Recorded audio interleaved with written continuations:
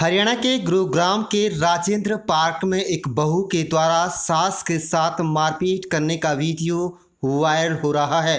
इस वीडियो में साफ तौर पर देखा जा सकता है कि किस तरह से एक बहू अपनी सास के साथ मारपिटाई कर रही है। यह मारपिटाई बहू ने खुलेआम की है जब घर पर कोई लोग मौजूद नहीं था।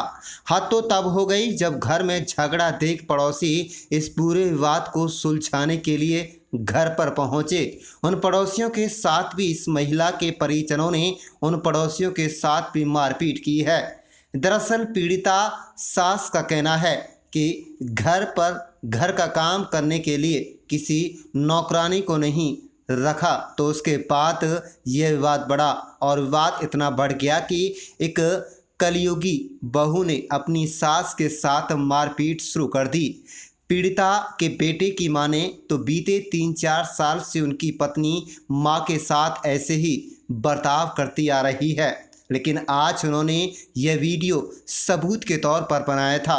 उन्होंने बताया कि घर का सारा काम मां करती है और वह शुगर और ब्लड प्रेशर की मरीज है, लेकिन उम्र ज़्यादा होने के कारण वह इतना काम नहीं कर पाती, जिसके लिए उन्होंने अपनी बहू से काम वाली रखने के लिए कहा। तो सिरफिरी बहू की इतना गुस्सा आ गया कि अपने ही सास की जमकर पिटाई कर दी।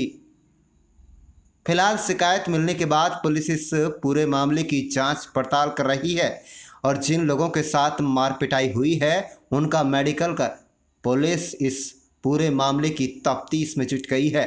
आप देख रहे हैं अपने शहर की तमाम छोटी बड़ी खबरें। हमारे चैनल को सब्सक्राइब जरूर कीजिएगा और रोजाना देखते रहिएगा जिले से तमाम छोटी बड़ी खबरें। हाँ बेटा, अंशु मित्तल है मेरा नाम। वीडियो के अंदर आपके साथ मारपीट जो महिला कर रही है कौन है वो मेरी बहू है जी। किस बात को लेकर मारपीट करते हैं? वो मैंने काम वाली के लिए बोल दिया था कि मेरे से इतना काम नहीं होता बेटा, मैं सुबह का नाश्ता मैं बनाती हूँ हैं। अब तो वो कहती है ऊपर काम वाली बिल्कुल नहीं लगेगी, तो मेरे बेटे से भी मारपीट की और मुझे बहुत मारा। वीडियो भी है हमारे पास।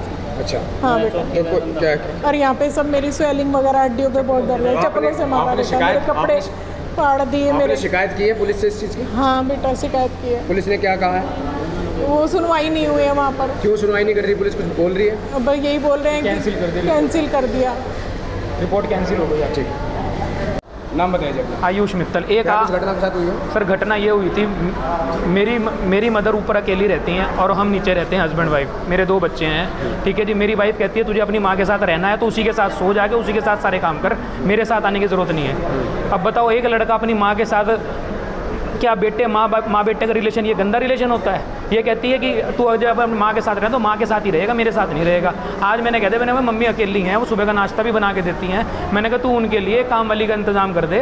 कहते क्या उसके हाथ पैर टूट रहे हैं, वो काम नहीं कर सकते? वो बेचारी शुगर और ब्लड प्रेशर की मरीज है। कल को उनको कुछ हो गया, मेरे फादर की 2020 में अभी डेथ हो गई थी पीछे से। जब से वो हमारे ऊपर इतनी हावी हो रही है और अपनी माँ की धमकियाँ देती है कि मेरी माँ तो तुम्हारा ये कर देगी, तुम्हारा वो कर देगी। 100 नंबर पर फ़ोन किया था आपने? हाँ जी, मैंने 100 नंबर पर फ़ोन किया था, नंबर नहीं डायल हो रहा था। फिर हम थाने में गए, मेरे से पहले मेरी वाइफ जा रही थी, लेकिन सबसे पहले हम पहुंच गए थाने में। हमने एप्लीकेशन दी है, मैंने कहा जी रिटर्न में मैं प्रूफ दे रहा हूं आपको।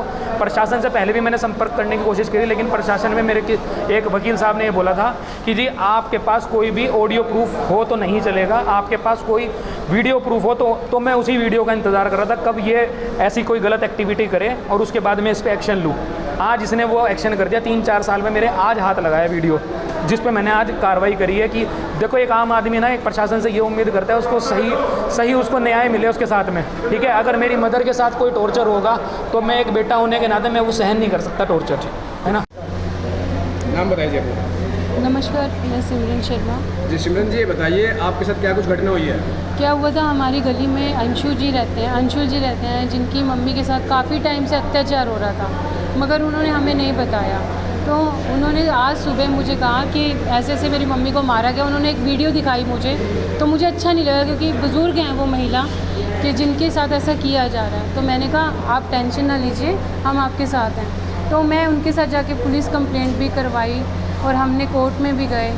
हमने पुलिस वालों को भी कहा कि इनकी मम्मी को प्रोटेक्शन की रिक्वायरमेंट है, प्लीज़ इनको प्रोटेक्शन दी जाए। जो लेडीज़ इनके बेटे के सामने इनको ऐसे मार रही है तो वो पीछे से क्या कर सकती है? तो वो कहती है कि पुलिस वालों ने हमारी कोई भी हेल्प नहीं की सर, ठीक ठीक है। फिर शाम को हम गणेश चतुर्थी के किसी फंक्शन पे हम जा रहे थे, दिल्ली जा रहे थे, तो अचानक से अंशु ही आए, कहते हैं सिमरन जी एक बार ज़रा आ जाओ, मेरे ससुराल वाले आए हैं। तो जैसे ही उसे क्या कहते हैं वो मेरे को बुला के लेके गए, मैं और ये मेरे साथ शर्मिला जी हैं, हम दोनों उनके घर गए। तो उनके जो ससुराल वाले थे उन्होंने ना आप देखा ना ताप देखा, इनको तो उसे क्या कहते हैं धक्का दे दिया, मेरे बाल खींच के अंदर पकड़ लिया मुझे और दरवाज़ा कर दिया बंद। वो 5-6 लोग थे जिसमें 3 महिलाएं थी और साथ में 2 पुरुष थे।